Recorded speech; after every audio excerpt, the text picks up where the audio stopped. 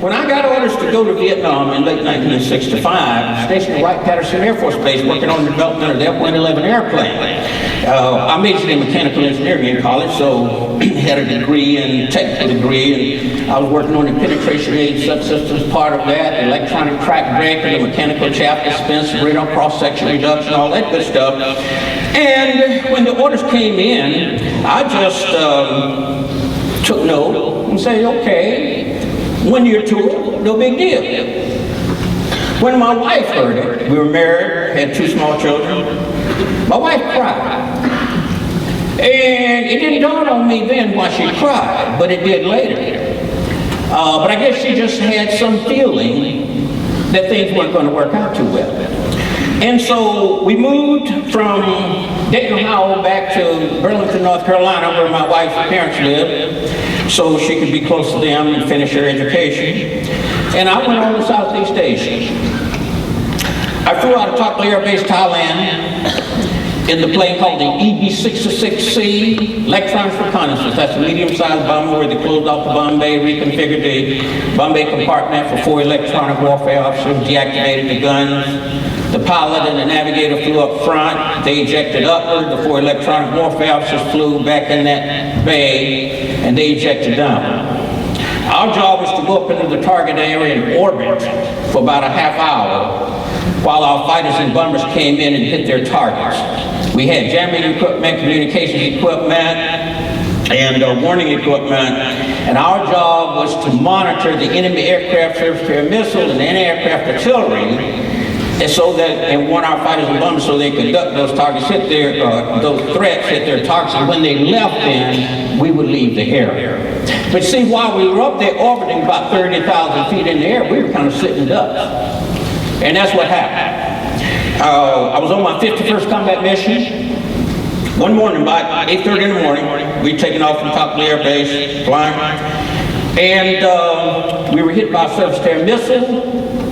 The missile didn't hit the plane directly, but it punched the fuel tanks of the plane. Plane went out of control, began to pull. Heavy gravity forces just pinned us to the seat, seemed like forever, and then it leveled off momentarily.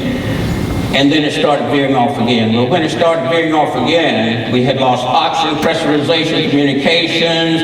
The compartment was filling with smoke and fumes, and it was time to do something, get out of that plane or something. Now, in that compartment where the electronic warfare officers flew, you had to eject in a certain sequence. If you did not, those who were left would be injured or killed from the debris and the hatchet stuff that was flying around. I was in the position to eject first. Forward left, forward right, rear left, rear right. When that plane started veering off that second time, I decided it was decision time. Normally in a multi-person airplane where you have a crewist, the pilot tells folk when to do this, when to do that, so forth, so forth. But we didn't have any way to talk to each other. So I had to make a decision. So I decided to eject from that plane. I went through my ejection procedures. There's 6 specific steps that you have to go through. Pull your helmet visor down, position yourself. If you don't, you're going to lose your legs and your arms at the outside of the stirrups. Make sure your oxygen bottle is activated so you don't become asphyxiated. Not breathe until you get down to normal breathing level. There were about 6 or 7 steps. And I only remember doing one of those steps. And that was pulling my oxygen bottle down there. But excuse the expression, as the old Cajun cook says, I guarantee you, I did every one of those steps. Because I spent 3 years in the Strategic Air Command, and we dealt with nuclear weapons, and you had to go by the checklist. So I know I went through every one. But anyway, I ejected out of the plane, and when I ejected, I went through flames and smoke that were billowing up from the hatch that I jettisoned. I had burns left side, head to toe. I had a neck flesh wound, sprained left ankle. As I descended in the chute before I hit the ground, I heard some little zing, zing, zing. Looked up, ribs were being torn in the canopy of the parachute where the Vietnamese were shooting at me from the ground. As soon as I landed on the knoll of a little hill, grass about knee-high, nowhere to hide, they converged on me, pounced on me, stripped me down, flight suit, survival gear, boots, helmet, shorts and t-shirt, tied my hands behind my back and started pushing me down the knoll of the little hill. As they first started converging on me, my first thought was to shoot it out. I had a .38 pistol fully loaded, survival gear and all. But there were so many of them converging on me that I thought, well, even if I kill one or two of these people, they'll get me, and so there's no need to even try to shoot it out. Didn't have much time to think about it because they were on me almost immediately. They forced me down on the knoll of that little hill, and there was a hut and a pit in the front yard of the hut, and they started trying to push me into that pit. And I'm thinking they're going to put me in here and execute me, so I start scuffling with them, trying to keep them from getting me into the pit. Vietnamese Army Jeep drove up. They said something in Vietnamese and blindfolded me, tied my hands a little tighter, threw me in the back of the Jeep, and away they drove that morning. Drove about 15, 20 minutes, stopped, dragged me out of the Jeep, threw me in a hut, and 2 guards hovered over me all day. And until that night, they did their torture at night because they figured the prisoners were disoriented. The Vietnamese who were not involved in that would not know what was going on. So all that afternoon, their guards were hovering over me, no chance to escape. The best time to escape is when you're first captured with the enemy having gotten used to holding you, and you still have energy to, come up with some good ideas. But I won't go into all the details, and I'll be back in the back after the program if somebody has a particular question they want to ask. But I'll tell you, the torture was severe. There were times when I didn't think I would be able to see another moment. The Vietnamese captors did not call us prisoners of war. They did not treat us as prisoners of war. They said that the Vietnam War was undeclared, and therefore they were not obligated to treat us American captives as prisoners of war.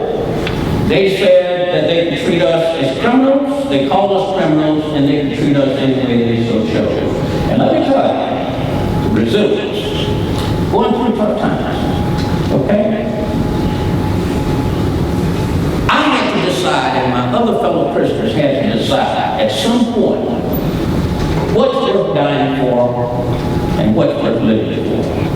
Now let me tell you, there are a lot of things you get around and you start talking, oh man, I'd die for that, I'd go to the mat for that. Well, let me tell you, when your chips are down, as Doctor says, when the rubber meets the road, lots of times you won't die for it. But there are some things that are worth dying for.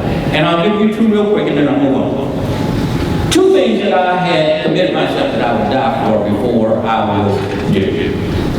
One is I had resolved that I would die, take torture through death, before I would collaborate with the enemy and give information harmful to my country, to the extent that if I should come back to this great country of ours someday, that I'd be ashamed to look myself in the mirror and feel that I had done less than my very best. I resolved that I'd die for it. Another thing, the Vietnamese were attempting to divide and conquer. They tried to use the race card on me. I won't go into all the details. They go, oh, you're a black man, we're colored people, therefore you should stop. Look, oath of office, I'm an American. This is the code of conduct. I'm an American, serving the forces, guarding my country and our way of life. I'm prepared to give my life in their defense. And then you go on down to the next code. If in command, I will never surrender my men. Women, while they still have the means to resist. Capture. I will continue to resist. And if you're going down through those articles, I will not aid and abet the enemy, collaborate with the enemy in that last article in the code of conduct. Says, I will never forget that I'm an American, responsible for my actions, and dedicated to the principles that made my country free. I will trust in my God and in the United States of America. And so I had resolved that I would take torture through death before I would collaborate with the enemy, aid that enemy to the extent that it would cause grave harm, injury, death to again my fellow Christians. Now, what does it take to get through that kind of thing? Resilience. Resilience. It goes back to your attitude. It goes back to who you are. What is your belief system? It goes back to your character. It goes back to your commitment, your ethical standards. And all of you in here meet certain ethical standards, okay? You have your own set of values. You have the organization's set of values. and what Chaplain Walker said about that spiritual element, okay, you need that. Because at some point in your career, some point in your life, you may well have to reach beyond yourself in order to survive. I was tortured to the extent that it just left to me. I said, my goodness, I can't take it anymore. It's just give it up, give it up. If it's just me, people live and die every day. People die every day. But I realized that there were three things that really, really kept me going. Number one, this great country of ours. I'd taken an oath, code of conduct, and I was determined to support and defend the Constitution of the United States against all enemies, foreign and domestic. Took the obligation of freedom without any mental reservation or personal invasion. And I had committed myself that I would well and faithfully discharge the duties of the office upon which I was entering the second time. And so that faith in country and hanging in there, sometimes it helped me to reach beyond myself, to take just a little more torture than I thought I could take. Then, my family. When I left, we celebrated our daughter's first birthday a week early so I could make my court call. Son, not quite 4. Just for your information, when I came back, and into the Air Force Base here, where I did my debriefing, we celebrated our daughter's 8th birthday. Our son was born on 11. And here from 1966 to 1973, all that had happened in between, all that had happened in between.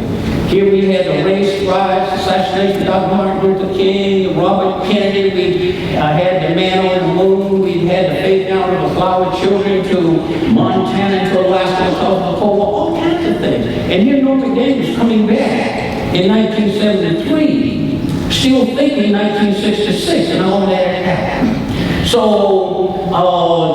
that family, knowing that they were depending on me, wanting to get back to them, caused me to gain strength that I didn't know I had. But let me tell you, my folks, that myself and a lot of my fellow prisoners made it through just by the grace of God.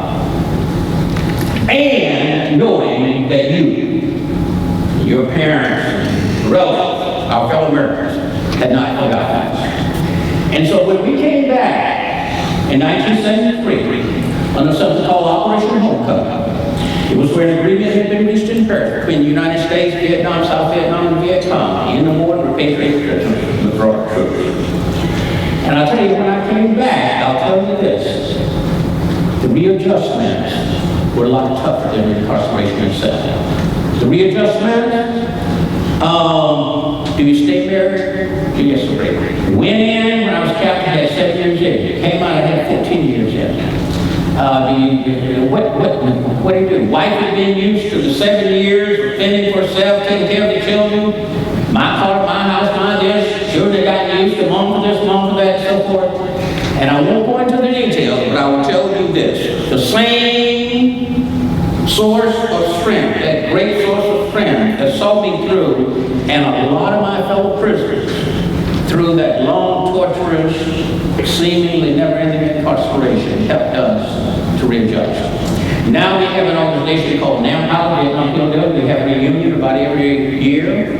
We had our 40th reunion out in Gilberlinda, California in 2013. President Nixon welcomed us home in 1973, had a dinner for us in the White House in May of '73, and the Nixon Bible Foundation hosted us our 40th reunion out in Gilberlinda, California. There we got to visit Nixon and Richard and Pastor Brady and the little house he was born under and all that stuff. But we have a close-knit organization, and it is because we went through some tough times together.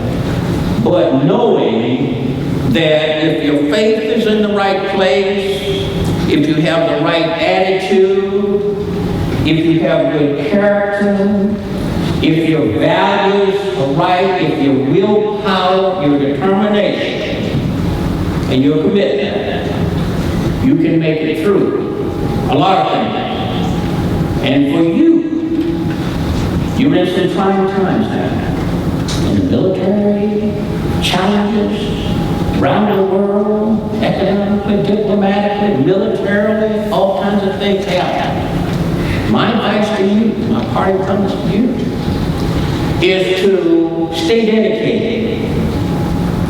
Know who you are. Stay grounded. You're an American. You're blessed to be in this great country. And you have a job, a profession to pursue and maintain, and I applaud each of you for doing that. And when you're looking at these different things that we call stresses that can stress you, put them in the broader context, the bigger picture. And if you feel you need to talk to somebody, lean on somebody, do that, because none of us are islands unto ourselves. We're all part of each other. And in closing, may I say to each of you, thank you for your service. May God bless and keep each of you. And may God bless this great nation, the United States of America.